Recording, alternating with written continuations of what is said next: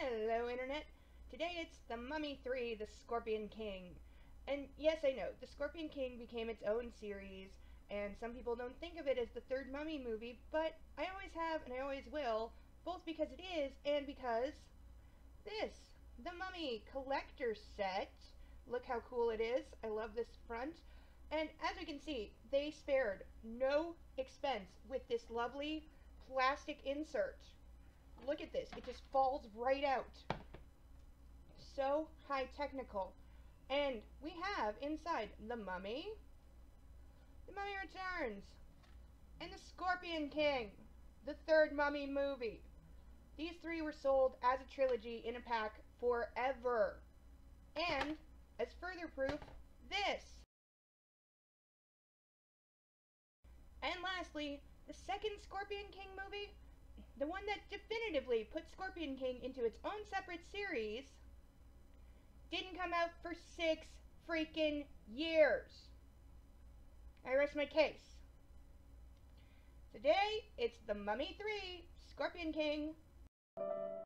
Lingering questions. We have never had the pleasure of killing an Acadian. Who are either of these people? How did an Acadian get captured? Why does it feel like I walked into the middle of a movie? I know he's called The Rock, but why is he literally dragging a giant rock? Oh, to crash it through a roof, of course, like you do, and it just knows to blow up because it's in a movie. Hey look, it's The Rock! Not yet the Scorpion King, this time he's just humble Matthias, the good-looking, badass assassin and all-around good guy of the movie. I'll admit, he's intimidating, but literally everyone runs and screams like a little girl. These are the people that captured an Acadian? A fearsome horde. That's all we get. They are just general bad guys from over there. From that way. I think that's east. By the law of the Horde, their greatest warrior was proclaimed their king. If that's how the king is chosen, then the king can be challenged at any time, and if you didn't have too much in the way of morals, you could easily become king by challenging the king after he's already beaten 2 or 3 other challengers that day and can barely stand up. Or is there like a rule that once you become king, you get to be king for a certain amount of time, or can only be challenged once a day? I need more detail on this. His name was Memnon. He was the greatest swordsman the world had ever seen. Pulled the whole world, did ya? This is Memnon, played by Stephen Brand. He'll be your main villain for the day, and while he has some very impressive moves, he doesn't have a lot going on upstairs.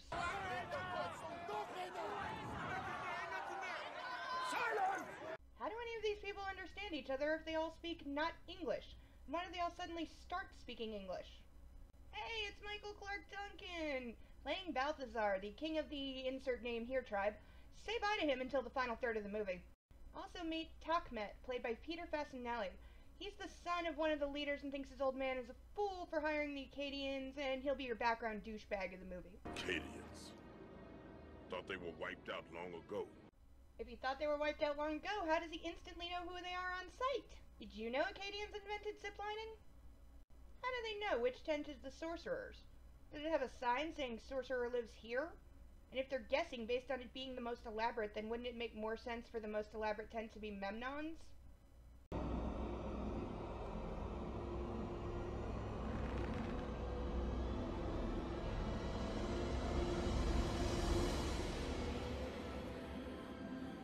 Why does he come out of the shadows to aim? Why does he take so long to shoot? Oh yeah, because it's really a pretty girl that he's destined to fall in love with. It would kind of ruin the mood if he shot her. Meet Kelly Hu, playing the sorceress. She's sexy and mysterious, and that cape is the most clothes she will wear in the entire movie. A trained for generations assassin gets struck stupid at the sight of a pretty girl. And he's then shocked that a known sorceress who can see the future knew he was coming and knows his name. And a second person, this time Memnon, recognizes an Acadian on sight. He shall not die tonight. Really? We shall see. Nor shall he die by your hand, or any hand you command. You have seen this in a vision? To ignore this would bring great misfortune. The gods show him favor on this night. Just the gods.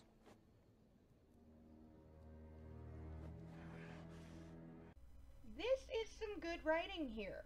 We get an actual reason for Matthias to live that makes sense, and we get some explanation on where the visions come from and why Memnon listens to them. Because he believes that her visions come from the gods, and he respects/fears them, so he will listen to what the visions say. He then proves he's not too bright by... Fascinating, isn't it? This smoke, it causes the fire ants to abandon their homes, you see?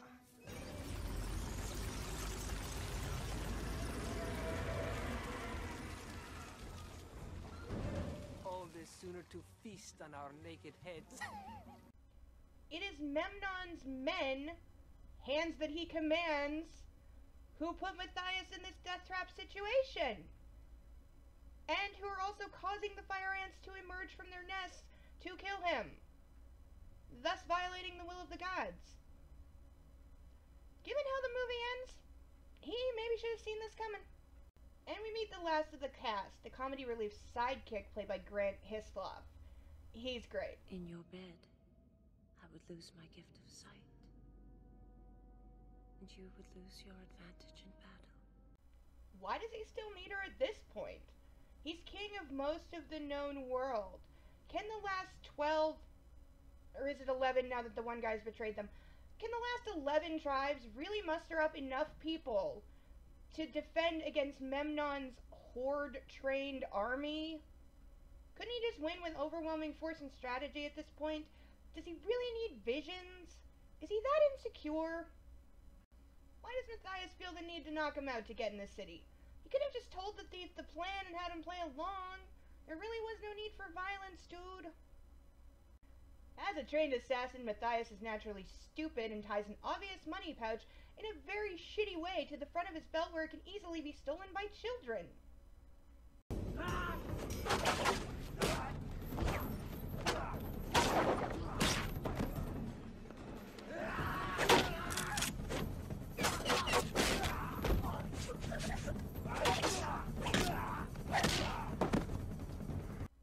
A guy who is this badass is so lacking confidence that he won't make a move without the assurance of the gods that he will be victorious.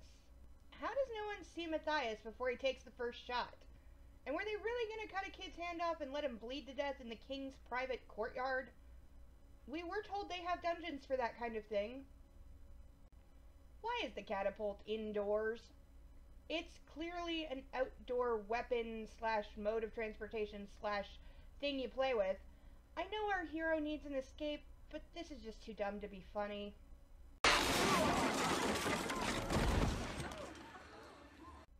Luckiest landing ever. And why keep a harem this large if only Memnon is allowed to use it and he rarely does? Wouldn't keeping one mistress make a lot more sense?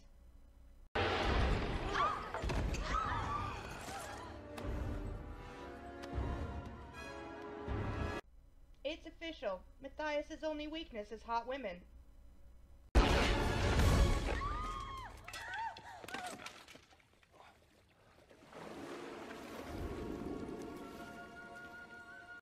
Second luckiest landing ever.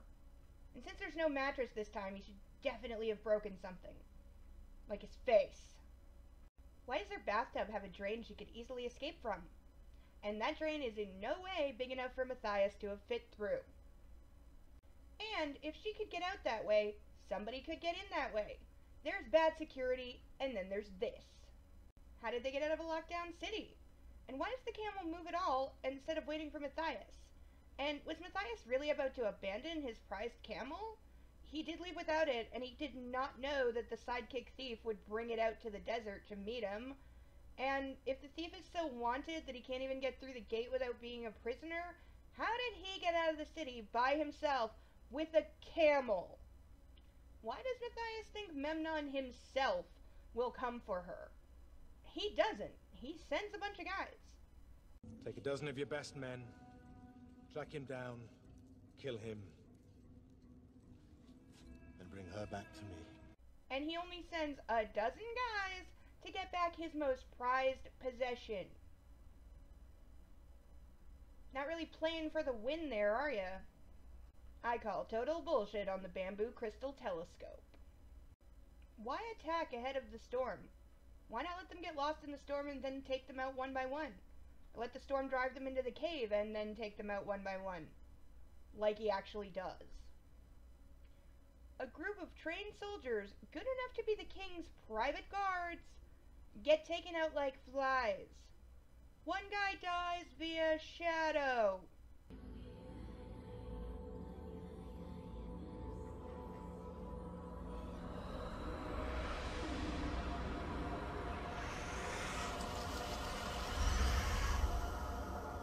Yep, movie goes full Conan the Barbarian. Like we couldn't tell. And that's not a joke either. Look. If it was serious, then you would know about it. That makes no sense. Of course you would hide that information. And way to act suspicious, dude.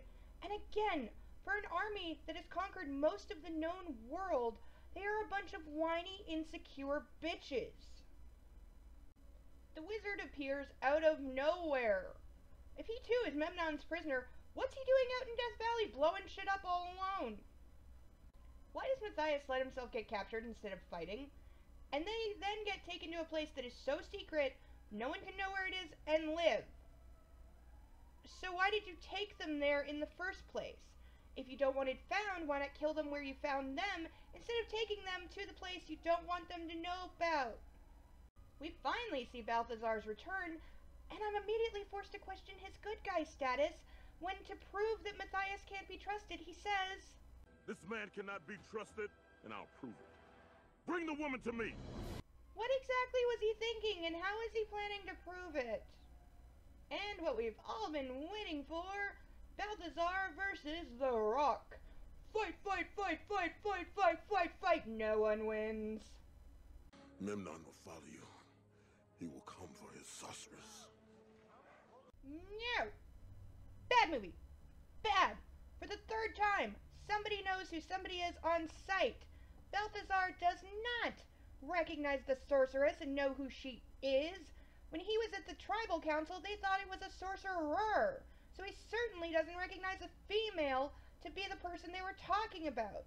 And she's been a prisoner since she was a child. Nobody knows what she looks like.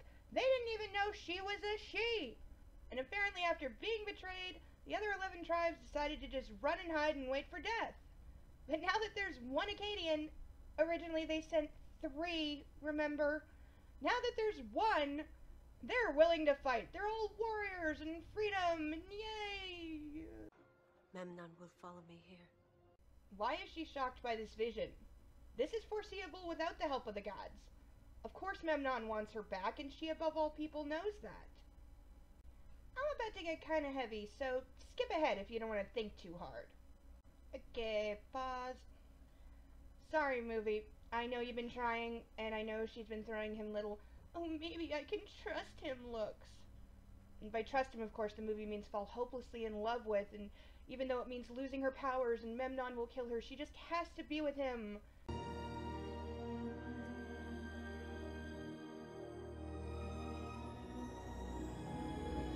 No! This is not love. This is capture bonding, or what they used to call Stockholm Syndrome. It pops up more than you might think in movies, and this is a prime example, so strap in, because I'm going to break this down. Let's look at her character. Taken as a child, and given that Memnon leads something called the Horde, that kills people who are bowing to them, safe to say they slaughtered her entire village to take her. Probably including her parents, and probably right in front of her. Then he takes her far away, traveling with him for years, learning only what he tells her, relying on him for food, shelter, safety, but not clothes, of course, because why does a girl need clothes? It's kind of a wonder she didn't fall for him, but the whole massacred her village carries a lot of weight, I'm sure, so thus she hates Memnon. She sees him for the monster that he is.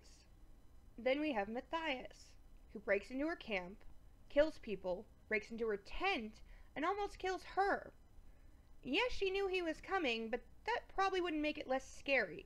She even says her visions can be uncertain, which kind of destroys the point of them, but never mind that.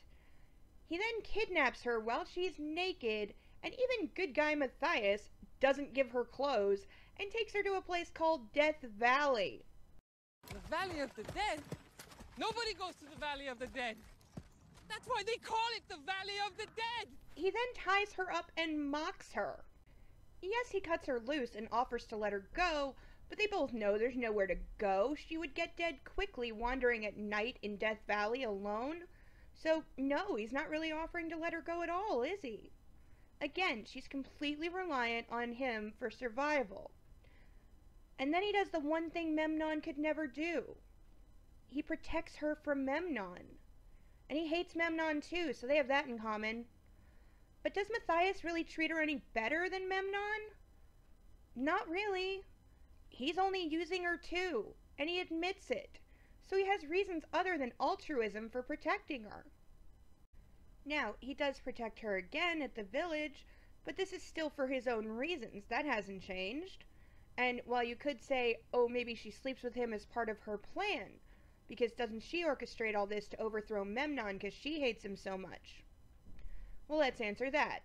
Does she really have a plan? From her current situation, after years of brooding, somehow now is the time when Memnon can be taken down. She's waited her whole life for this, having to smile at Memnon, watch him kill thousands of people, while she's trapped and helpless, and all with the promise of rape once he's done using her for her powers. After he's king of all the realm, he'll just be using her for her body. And how long would he keep her then? How long until she's in the harem? Or worse. So, she needs Matthias. She's using him as part of her plan, because he's the only one that can defeat Memnon, and now is the time. Then she sees Memnon coming for her and killing all the free people in the village. So, she decides that to avert this, she must return to Memnon. But since he's planning to kill and conquer all these people anyway, maybe not tonight, but within the next few days, he's already given orders for his army to start their final campaign. Memnon has said many times all he was waiting for are her visions to show him achieving victory, which they are.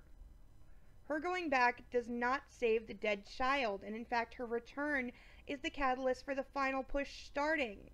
Memnon's men won't march without her assurance of victory. So she goes to Matthias to tell him so he can save everyone, but she sees him die too. Her only hope is gone. Memnon can't be stopped. Now, you could say that she sees that because the future changes once she decides to go back. After all, Matthias is there because of her, right? He even says, Come for the woman and your head. but Matthias was coming for Memnon's head anyway. This showdown was always going to happen regardless of what she did. And did she think Matthias would just forget about her? It's tempting to say she sleeps with him out of love or out of furthering some plan. That if she sleeps with Matthias, of course he will come and rescue her and she'll finally be free somehow. Except of course she would only then belong to Matthias. He might be a different flavor of king, but she would still very much be his property. And hey, you might say plan or no plan, it's not like her character has other options.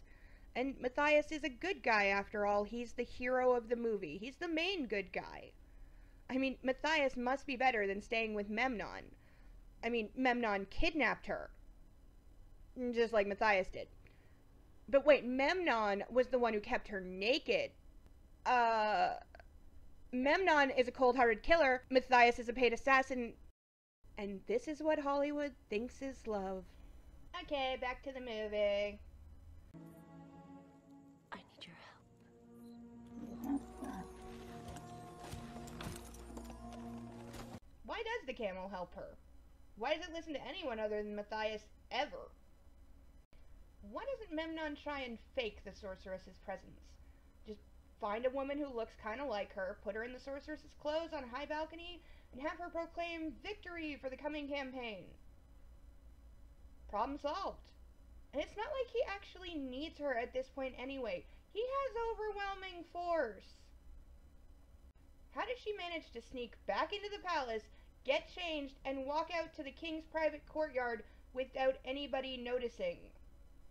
Seal the gates. If Prince Douchebag just joined Memnon's forces, why is he important enough to be ordering the guards around? In that tiny cart, how did nobody notice the kid tagging along? For the second time in this series, I must ask how someone is able to mind control a snake. And don't tell me magic, because in the entire movie, she has never shown any power over animals. I need your help. I might take that back. If Memnon's never had any reason to doubt her, why does he have this snake wheel thing on standby? Or did he whip this up to use as a virginity checker in the last few days because he assumed that Acadian equals rapist?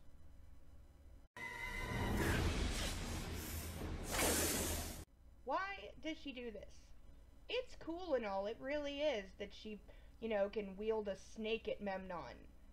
But I remind you, at this point, she still thinks Matthias is about to fail, and that she will be stuck with Memnon.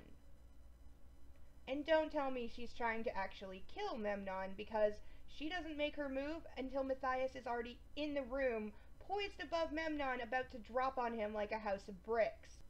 I know they tried with the snakes, but if you're going to have a CGI snake, don't start by showing real snakes. They do not look the same. Why is there a rock in the middle of the banquet table? And flaming swords are cool and all, but how does Memnon not drip burning oil all over himself? And she loves him so much, she'll sacrifice herself for him. I call epic bullshit. Everything happens exactly as she saw it, so why the fuck didn't she see herself in the vision the first time? And don't tell me, oh, she decided to go back after seeing Matthias die so he wouldn't die. Her going back didn't change Matthias's plans. He was always going after Memnon, with or without her. And then Memnon literally just stands there and watches Matthias get up, pull an arrow from his back, and aim it at Memnon. He just stands there, doing nothing. This is why the bad guy always loses.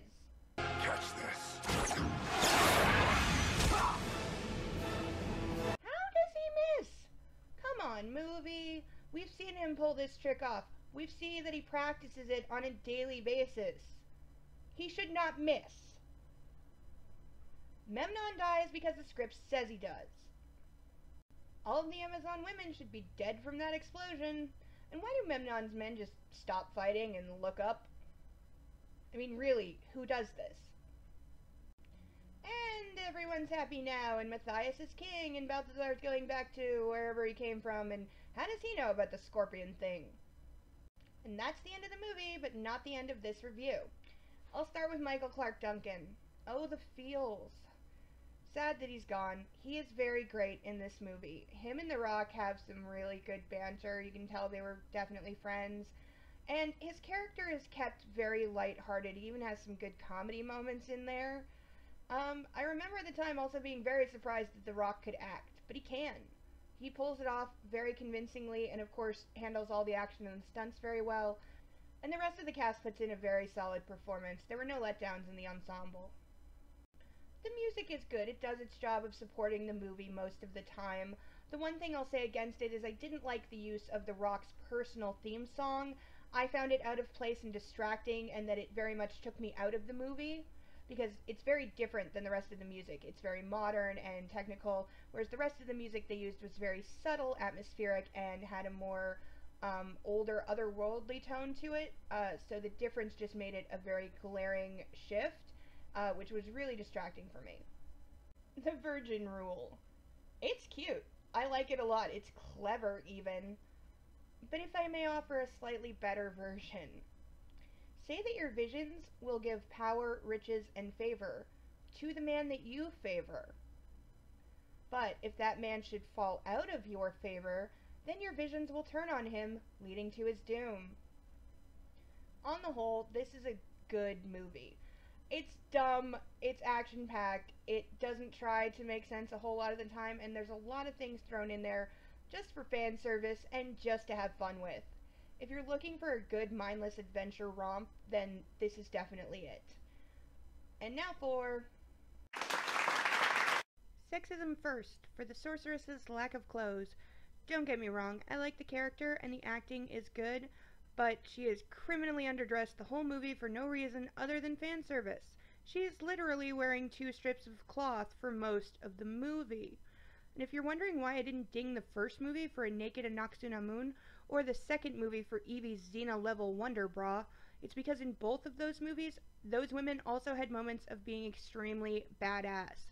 They were not just sex objects. They did not just stand there and look pretty. They kicked more ass than most of the men. The sorceress has one moment, her handling the snake, that is impressive, and a couple of clumsy sword swings do not a proper fight make. She then immediately gets taken prisoner again, by the way. Skip it, smart person! For Memnon, for being smart enough to find, kidnap, and use a sorceress's visions to make himself king, but being stupid enough to try and kill someone he's told by these same visions not to kill. He got what he deserved. Sudden badass. For the comedy relief sidekick that can also escape being buried up to your neck and take out 2 guards in seconds, and breathe fire. Respect. CGI overload. For the fire ants, I know they tried, but those close-ups were ill-advised. No, wait, I got it.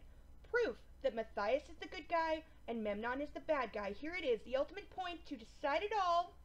Memnon is such a callous, chauvinist, sexist dictator that he doesn't even call her by name. He calls her sorceress. Sorceress. The sorceress. Whereas, of course, good guy Matthias calls her Sorceress. Sorceress. the sorceress.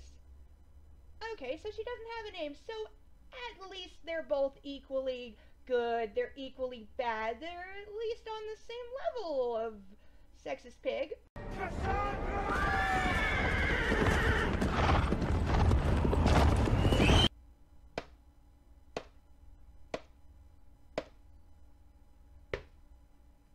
I'm adding a Sexism First award for IMDb for not having her name when she does actually have one. And I am awarding the first, my name is, for the sorceress. So lacking a name, even IMDb doesn't know what it is. I am Insane Lane, and that is The Mummy 3, The Scorpion King. Lingering questions. Bye-bye.